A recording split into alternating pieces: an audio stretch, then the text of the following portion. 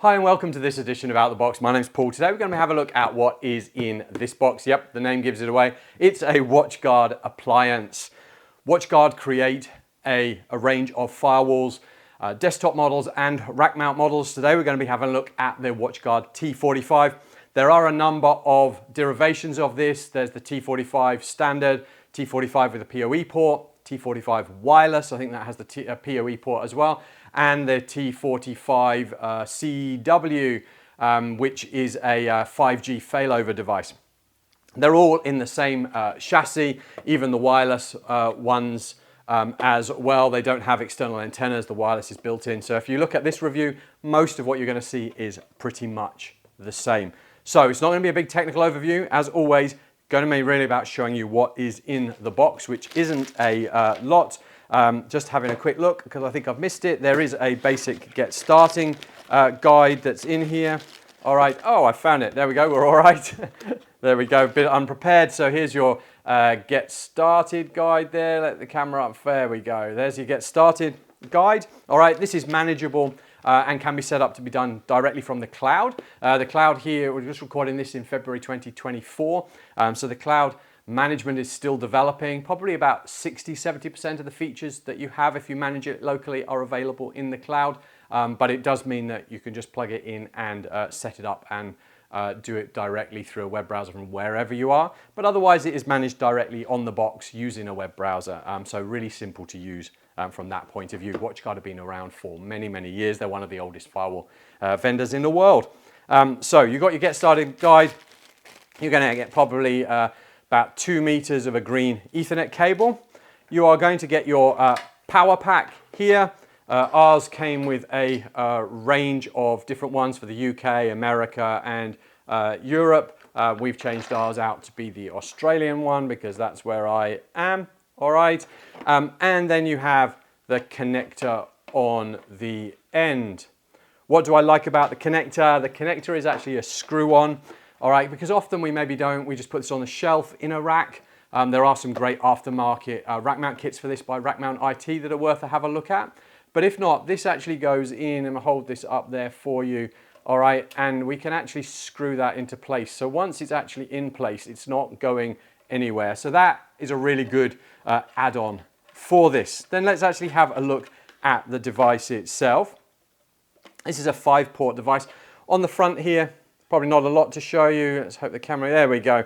All right, it should be focusing up nice and neatly for us. Having a bit of problems today. There we go. All right, so as we start going across, we've got our indicators for like power, whether there's any issues on the light there, what mode it's in. Then we've got all of our switch ports showing all the way over here. And these can be put in failover options as well. So there are some options and indicator lights on there. But that really is all of you sort of indicator lights for showing what's going on. It's a plastic construction box. There's no fans in it. You can see here it is side vented. I don't know whether you can see some air through there, daylight through there, but it is side mounted. So if you're putting it in a rack, do make sure you've got enough ventilation. Then what do we have over here on the back? Well, we've got our console over here. All right, so we can get to this out of bounds if we want to. We've got a couple of USB ports. You can put firmware onto these, do backups directly onto it. There is options to put a 5G, 4G, 3G dongle in there. Probably wouldn't suggest that. USB ports are not the world's best for always staying booted. All right, then we've got our WAN port, and then we've got 4 LAN ports. Now, you can use any of those other ports to be WAN ports as well. This will do failover, multi-port failover. All right, and then right over the end here, we have got a reset. This isn't a factory reset. This is more a reboot. We've got our on-off switch here, and as we had here before, our power input. So those are all of the ports there. Hopefully it's good to have a little look at. It's a desk-mounted unit, as you can see. Where would we put this? You will, we have tested this.